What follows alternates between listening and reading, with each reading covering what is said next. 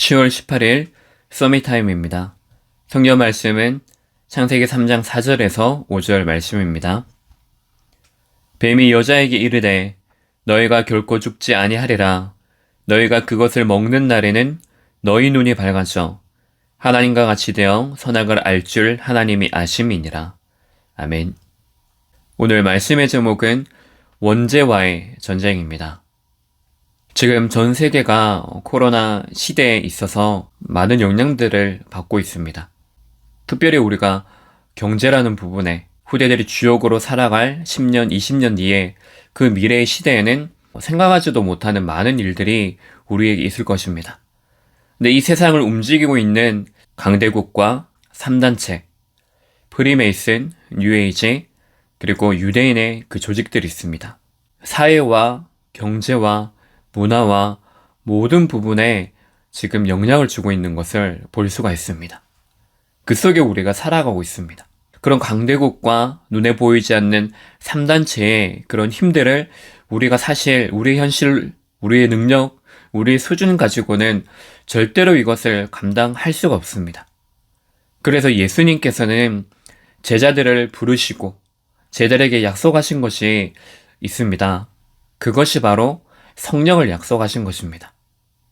오직 성령이 너희에게 임하시면 너희가 권능을 받고 예루살렘과 온 유대와 사마리아와 땅끝까지 이르러 내 증인이 되리라 말씀하셨습니다.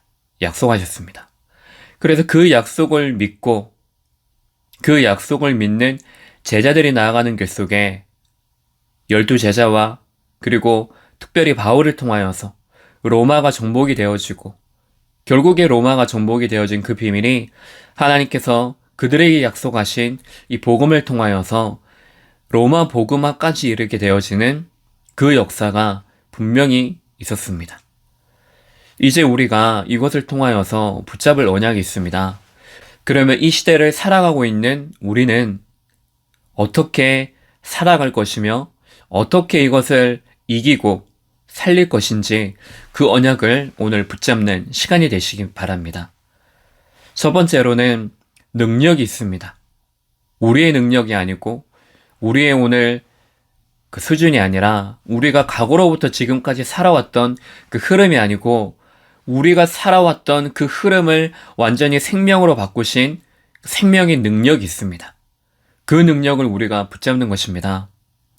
예수님의 제자들 바울도 마찬가지로 바울은 이 속에서 핍박하는 현장 속에 있었습니다.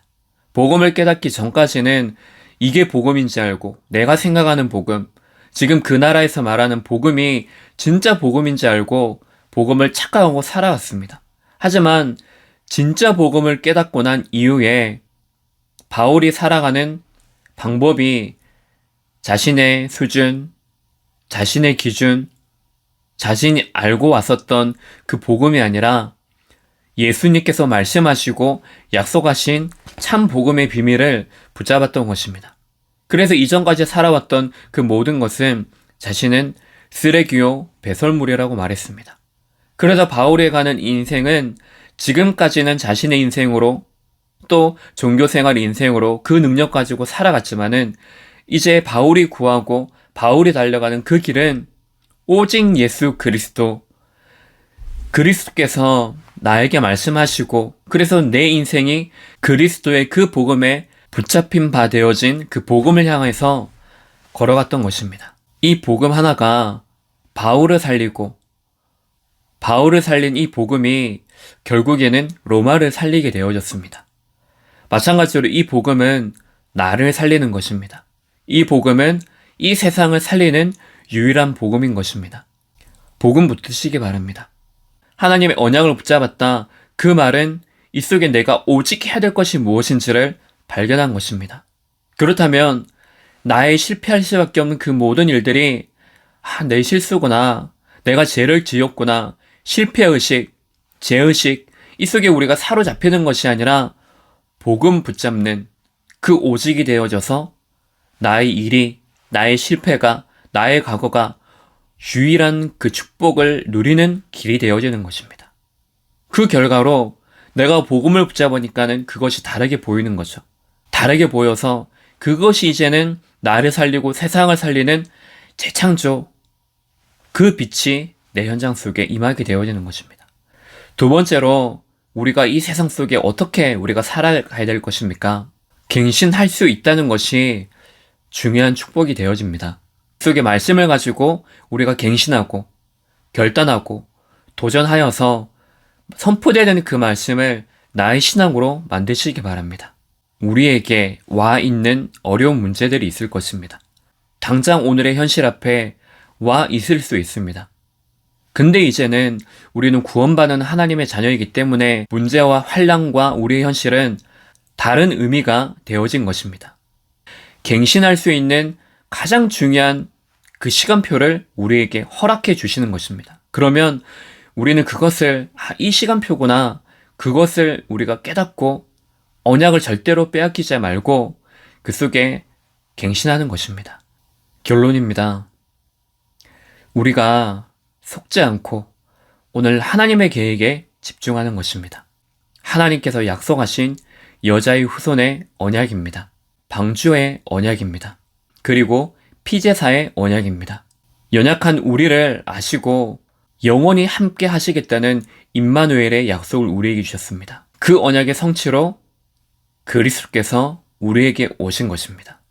오늘이 내가 사는 것이 아니라 나를 살리신 그 그리스도께서 사는 그 시간의 누림이 되시기 바랍니다. 더 나아가 자기 자신을 버리신 하나님의 아들을 믿는 그 믿음, 그 안에서 사는 오늘의 시간이 되시기 바랍니다.